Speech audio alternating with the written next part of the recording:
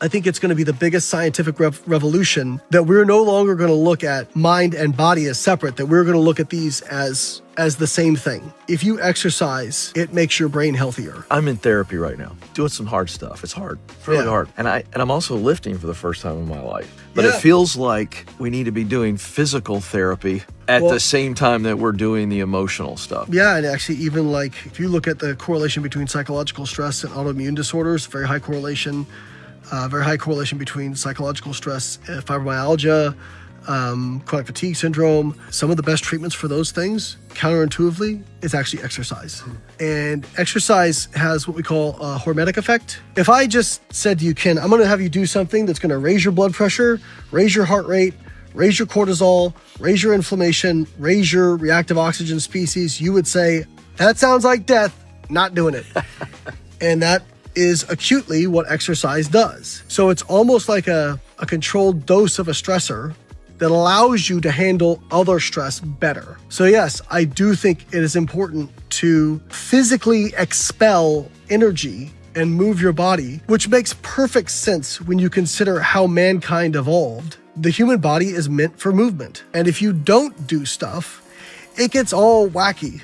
And even like appetite regulation, it actually makes your appetite regulation much better. They've actually shown that your brain becomes more sensitive to your satiety signals, your body's own internal hunger cues. Exercise, satiety cues, reduce, symptoms of depression and anxiety, improve cognitive function. It seems to be pretty clear here that doing hard physical stuff can help with hard mental stuff. Yeah. It's such a good clip, and it's so true. When I've been in the worst flares of my life with ankylosing spondylitis, and I haven't even really been able to get out of bed without thinking about it for an hour and literally like pushing myself out of bed. I would start days by going to the gym and it was hard to even make it there. And then I would just work really, really slow on the treadmill just to get some movement in my body. And I would just do really, really kind of like, I was almost embarrassed by how weak of an exercise it looked. It did not look cool, especially for a grown man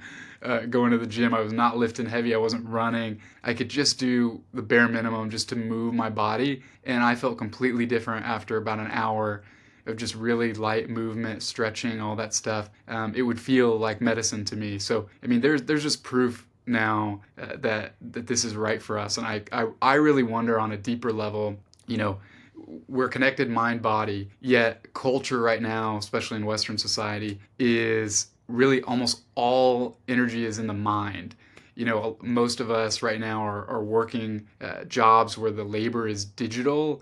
We're on computers, and there's no physical taxation, but there's a lot of mental taxation. And I feel like that just creates an imbalance. And then beyond that, we talk about, we could go into scheduling and all that stuff, our 8-hour work days. I think one of the reasons that this stuff might be on the rise with autoimmune diseases and all this stuff is because we took this industrial kind of revolution concept of the 8-hour workday, but the nature of that work was a better balance of mental and physical.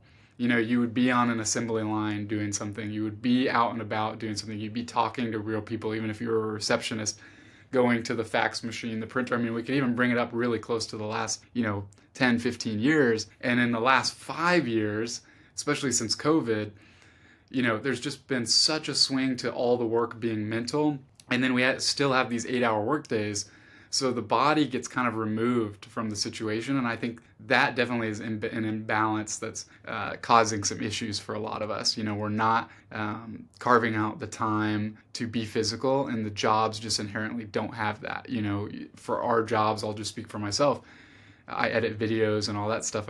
Anytime my body isn't immobilized and on a computer and my consciousness being directed into a screen is non-productive work, which is kind of a trippy thing to think about. And so there's a lot of just mind-body imbalance going on. So just to bring it back to the clip and some of the things he was saying, exercise and us being designed as humans to move and get this kind of energy out, it reminds me of The Power of Now. Eckhart Tolle. There's a part in there where he's kind of having his epiphany sitting on the bench at the park, and he's seeing two swans get into like an argument, like a fight.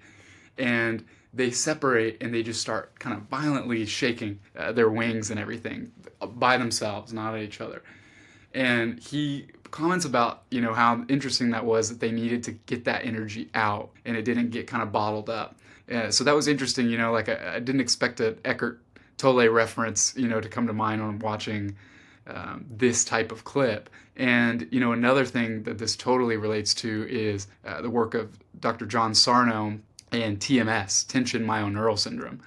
So Sarno was a doctor in New York at a pretty prestigious hospital, but still kind of viewed as this kind of woo-woo guy. I'd really recommend a documentary called All the Rage by Michael Galinsky that documents his work and how he started seeing people come in with these chronic illnesses, autoimmune disease, even just chronic pain, carpal tunnel, things you might not associate with autoimmune, that were, he believed, completely related to mental stress that was not getting expressed, or emotional stuff that was getting holed up. So this is big and has been worked on for a long time. Sarno talks about the mind-body connection, and it sounds exactly like what BioLane is talking about here with this stuff. And it's fun that this is becoming mainstream. Now you could go another step deeper, and there's another book I'd really recommend, Molecules of Emotion by Candace Pert.